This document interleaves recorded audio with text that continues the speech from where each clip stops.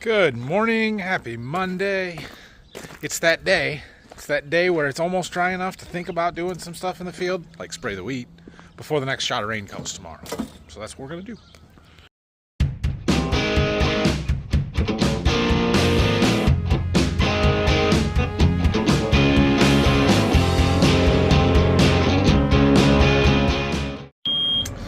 We've got to pull our corn planter out of the way. If you missed the video from Saturday, so I filmed on Saturday, I figured out why our GPS receiver wasn't working before, so we got that fixed. I didn't have a wire plugged in that I needed to have plugged in. So we just got to figure out our on-site system. I'm waiting on the new module from them to come, and hopefully we plug that in and everything works. But yeah, all is we're getting ready. We're almost ready. So we've got one more load of some 28 to spray on some wheat, second shot. We got rained out the other day when we were trying to finish that up after the sprayer broke. And then we need to get some Palisade and some Source and some other stuff sprayed on some of this wheat, so we're going to work on that today. Dad's going to get the sprayer out here. So the other day when we were trying to finish doing the wheat, we actually drained our 28 tank, had it down completely empty. We were about 300 gallons short, so Dad ran to one of the local fertilizer suppliers and got 300 gallons in his tank, and then by the time he made it back, it was pouring down rain, so he didn't get to spray it. The next day, we got our 28 delivery. I actually ordered 50 ton, which was very expensive. I screwed up there in buying 28 right now, but it is what it is. Point being, we didn't really need that 300 gallons. We would have, but then it rained. And then we got in the bulk stuff. So, yeah, I guess we can tell you the numbers, right? So last fall, I bought 28, filled that tank up in September, late August, early September. At that time, price was what I thought was expensive compared to the previous year at $339 a ton for 28. $339. So we put in, you know, we filled the tank or put 3 loads, full loads in. I don't know if we could have gotten a 4th load in there or not. It wasn't packed full, but it was pretty full. Well, we used all of that up on the wheat. I need some for the starter for my corn to run through that, right? Figured I was going to need another 50 ton, 54 really. And, well, I didn't pre-book it over the winter because I couldn't take delivery, and the spring price wasn't very good compared to what I had paid before, so I said, nah, we're just going to let it ride. And then fertilizer prices went crazy because of the whole Iran situation. So we paid $505 for the 50 ton that was in there. I could have booked it this winter probably for $400, $450, and would have saved myself a bunch of money. I definitely screwed up there. Cost myself a bunch, but what are you going to do? At least we had the bulk of it bought ahead. We got our anhydrous locked in at a good, decent price, so that's good. Anyway, I think this stuff here, in the less than truckload quantity, this 300 gallons was like $558 a ton or something. It was really expensive, but we didn't need very much, so we're gonna load up this into the tank, and then he'll have to pull over. We're gonna need some water. The second shot of nitrogen on the wheat, we've been putting about 9 gallons of 28 to the acre, a gallon of ATS, and then 10 gallons of water, and we're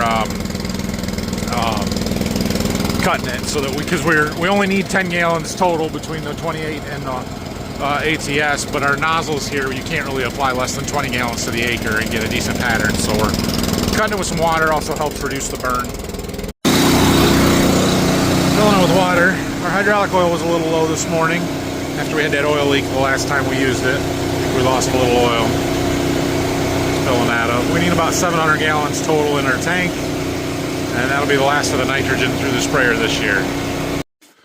My painting turned out pretty good here on our planter frame. We'll get a chance to work on this hopefully sometime today. I need the 40-20.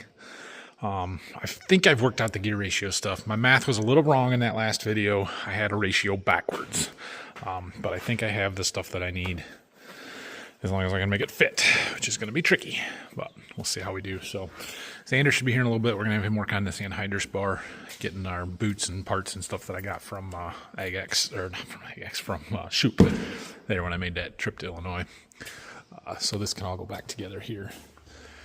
today. Yeah, well, not all of it. We don't have our new seals for the coolers yet, but the rest of it can be done. All right, Dad's back.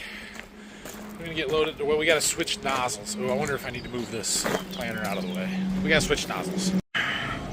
So now that we're done with nitrogen on the wheat, we don't need our blue 7-hole T-jet nozzles anymore, SJ7s.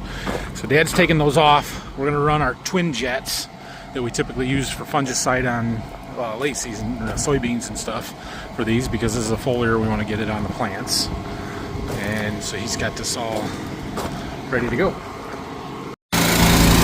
Our chem blade works. Got a rinse nozzle, so it's rinsing them out. Sometimes it's hard to get all the water out of the jugs after you do that. I didn't even break my hand off.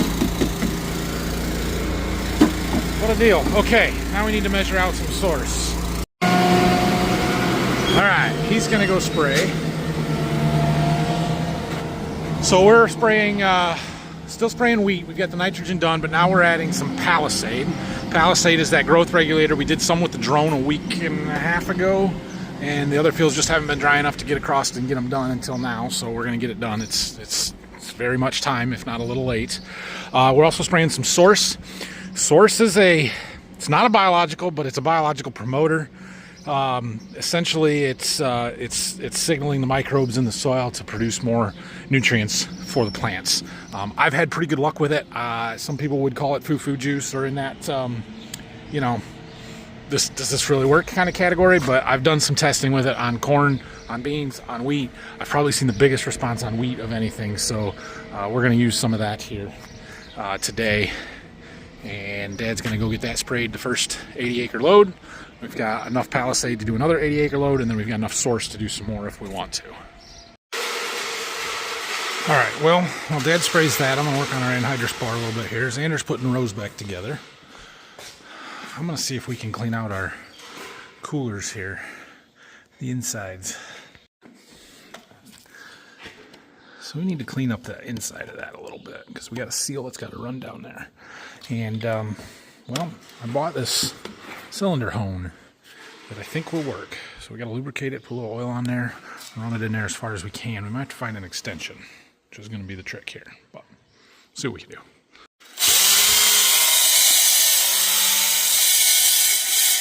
Seems like that's going to work pretty well. If our drill works here. What's going on? I just can't reach in deep enough, so how are we going to extend it? Put a little oil on to lubricate the thing.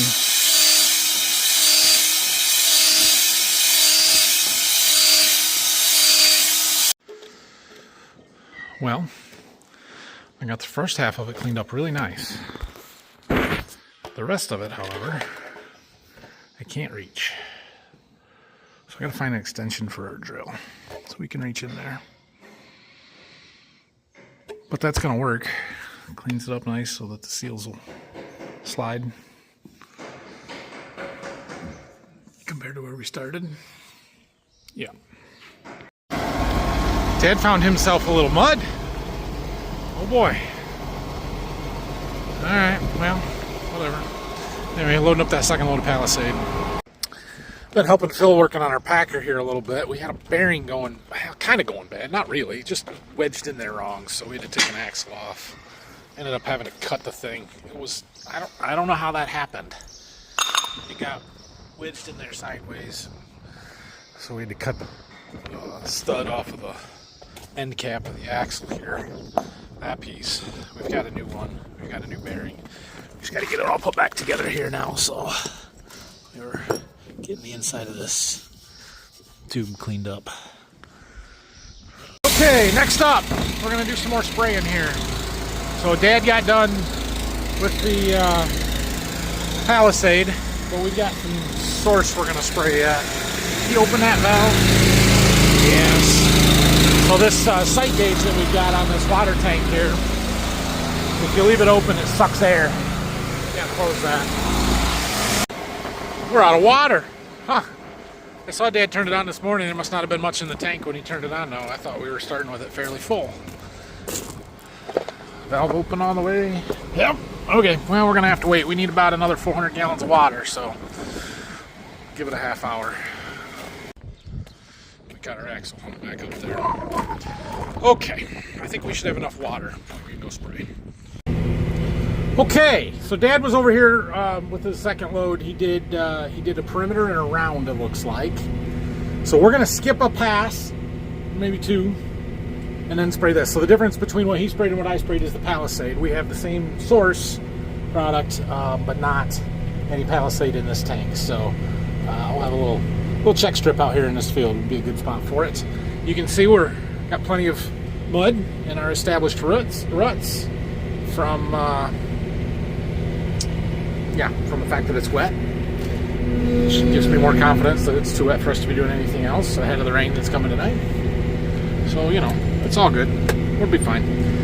Anyway, so that was the second pass. This one was his third pass.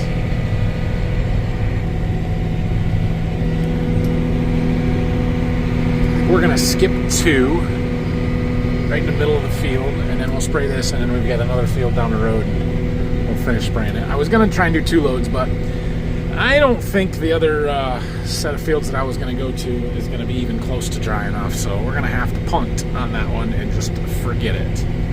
So, alright, we'll pull into this next one here, skipping that one, I'm spraying. I better change my computer so it knows what we're spraying. So we're running 15 gallons to the acre, twin jets. What do we got? 40 psi. Trying to cover these plants pretty good and get it on the foliage here. You can definitely see all the tile lines in our wheat from the wet weather and the better drained soil. And yeah, it's none too dry out here right now, but we'll get across this.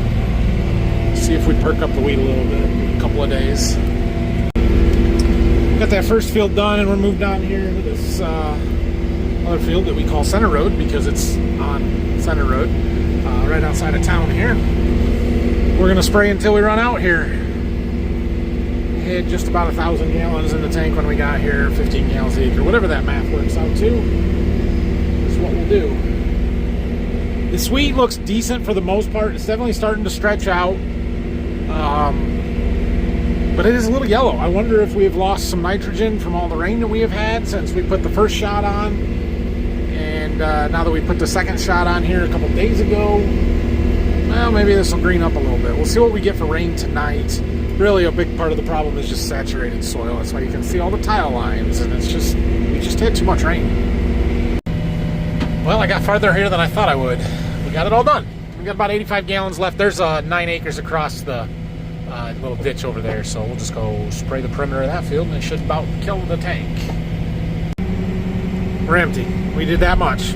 6.4 acres. 0.8 left. No big deal.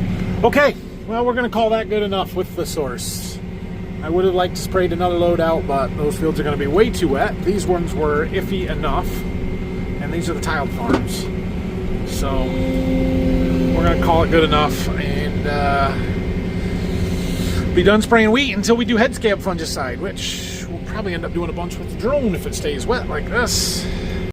Let's see if we can put together our corn planter here. I'm kind of waiting for the 40-20, but forklift will work too. We gotta measure and make sure we get everything centered well, so I'm gonna do that. Well, we're getting our planter frame put together. I got the drive wheel on in the stands. I need my row units so we can mount them. It's raining. Of course it's raining. Why wouldn't it be raining? It's always raining. Look at this, boys. Look at this. We got a row unit. It's going to be really close to, so here's my marker where my center of my row needs to be. We're really close, but our bracket, our Bolton's hitting our bracket there. So I think it's going to work. We're going to need shorter pro shafts, which I knew that. Not a big deal. Got the gearboxes. This pro shafts aren't a big deal. But yeah, got the bottom drive shaft through. We'll have to take it back out. I don't have a sprocket on it. But basically the tires are going to drive a sprocket on this one. And then we're going to put another sprocket out here which will attach to another shaft that we're going to take these bearing hangers, bolt them there, and run a shaft through there to run through our gearbox here. So, yeah, this is going to work. This is going to work. I think I figured out the gearing. I still may be wrong, but... and then we've got plenty of room there for some sweet corn seed.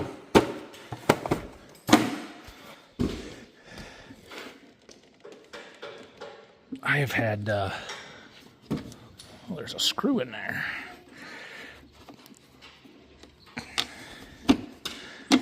I've seen a whole bunch of people looking for this part right here. It's a Y coupler. I don't need it for this at all, but it basically allows seed to go from one seed hose into two seed hoppers, rows, because this was from a twin row planter. So people are using them to, if you get something plugging up the bottom of your CCS tank on your planter, you can put this in with a jumper hose and not have to empty the whole tank. Yeah. Anyway, I got two of them. Okay, we're gonna have to work on this tomorrow. I got to take Rylan to baseball practice.